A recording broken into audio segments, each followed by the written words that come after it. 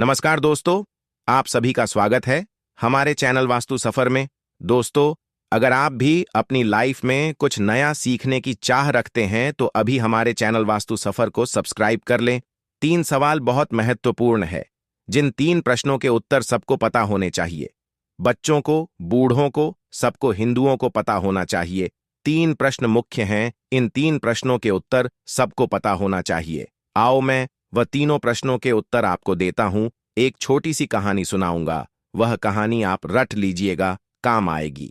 एक राजा था, बड़ा दू। उसने पूरे नगरवासियों को बुलाया और राजा ने 3 सवाल पूछे। सुनो नगरवासियों, मेरे 3 प्रश्न का उत्तर दे दो। यदि तुम 1 महीने के अंदर मेरे प्रश्न का उत्तर ना दे पाए तो मैं जितने मंदिर हैं सारे तोड़ दूंगा, जितनी मूर्तियां हैं सारी मूर्तियां हटा दूंगा। वो राजा बोला कि या तो मेरे प्रश्न का उत्तर दो वरना सारे मंदिर तोड़ दो। 1 महीने का समय।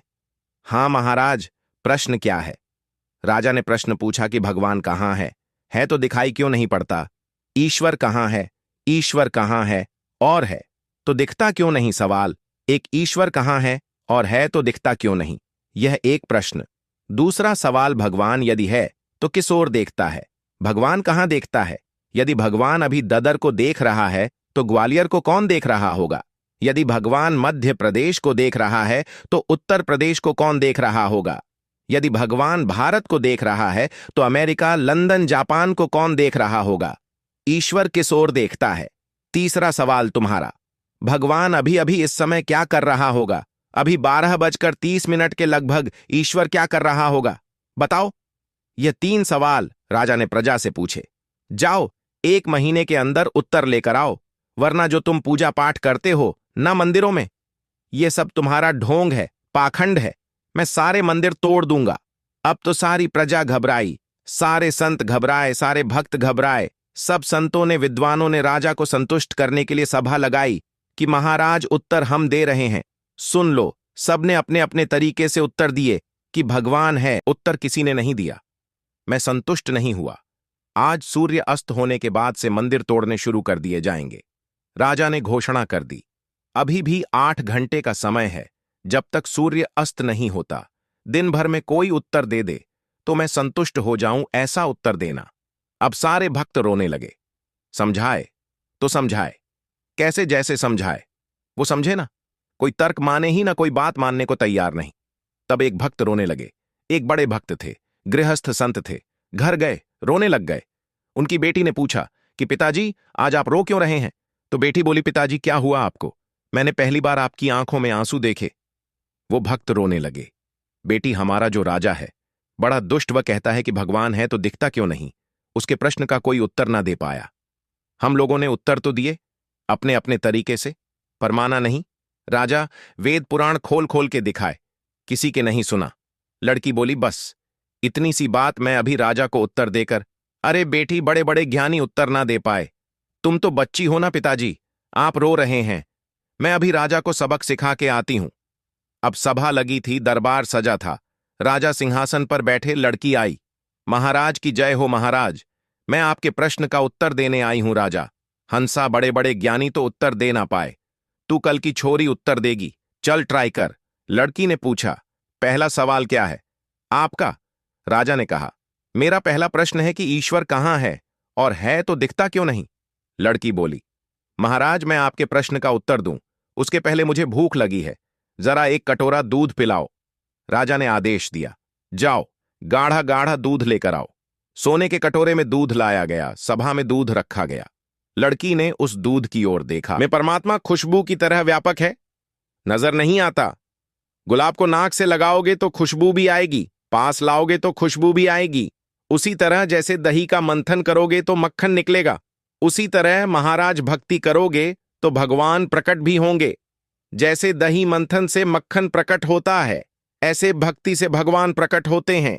ये बताओ महाराज, समुद्र में नमक है कि नहीं?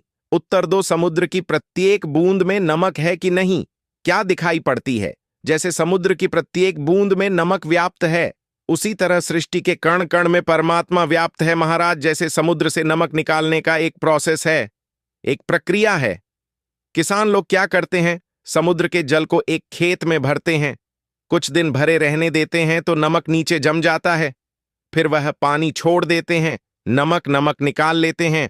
उसी तरह जैसे समुद्री नमक को निकालने का एक तरीका है, एक प्रोसेस है, उसी तरह महाराज भगवान तो व्यापक हैं, उन्हें देखने का एक तरीका है। बताओ, बैक्टीरिया कोरोना वायरस को किसी ने अपनी आंखों से देखा? बोलो नहीं दिखा। इसका मतलब यह तो नहीं है कि कोरोना था ही नहीं। कोरोना था, वो दिखता भी रहा, पर माइक्रोस्कोप से दिखता था। एक मशीन होती है, सूक्ष्मदर्शी यंत्र, माइक्रोस्कोप से उसे देखा जा सकता है। जैसे यंत्र के द्वारा बैक्टीरिया को देखा जा सकता है, ऐसे राम नाम के मंत्र के द्वारा परमात्मा को भी देखा जा सकता। राजा चुप रहा। लड़की ने इतने सारे साक्ष्य रख दिए, इतने सारे उदाहरण रख दिए कि राजा एक भी उदाहरण को गलत ना बोल पाया। अब राजा चुप। लड़की ने बोला, महाराज बताओ, पहले प्रश्न से आप संतुष्ट हुए कि नहीं? राजा बोला, हां, जैसे दूध में मक्खन है पर नजर नहीं आता, ऐसे भगवान है पर नजर नहीं आ। नजर आने के लिए दही का मंथन करो, ऐसे भगवान को देखने के लिए भक्ति करो।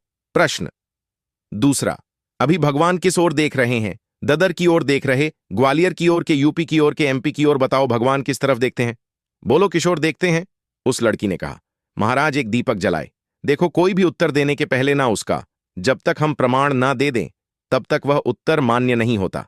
इसलिए आपसे मैं कहता हूं कि अपनी बात इतनी सटीक करो कि कोई तुम्हारी बात को काट ही ना पाए। दीपक जलाया। लड़की ने कहा, महाराज अब बताओ कि यह दीपक किस ओर देख रहा है? बताओ। दीपक की ज्योति किशोर देख रही है। राजा ने कहा, दीपक का प्रकाश तो चारों ओर है। हां महाराज, जैसे दीपक की ज्योति, दीपक का प्रकाश चारों ओर है, उसी तरह भगवान की दृष्टि चारों ओर होती है। सबको देखते हैं। एक ही टाइम पर परमात्मा सबको देख सकते हैं, सबको सुन सकते हैं, क्योंकि भगवान बिनु पग चल सुनही, बिनु काना कर, बिनु कर्म करही, विधि नाना व बिना पांव के चल सकते हैं। बिना आंख के भगवान है ना, कर तुम, अक तुम, अन्यथा कर, तुम सर्व सामर्थ व भगवान क्या नहीं कर सकते? राजा संतुष्ट था। अब तीसरा प्रश्न, तुम्हारे भगवान इस समय क्या कर रहे हैं?